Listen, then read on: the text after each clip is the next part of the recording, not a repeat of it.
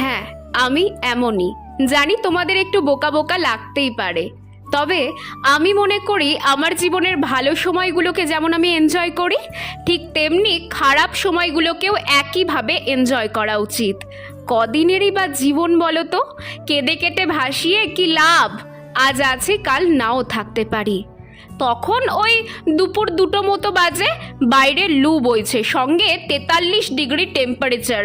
কিন্তু কিছু করার নেই, আজকে আমাকে বেরোতেই হবে। বাইরে বেরিয়ে দেখি রাস্তা পুরোপুরি ফাঁকা।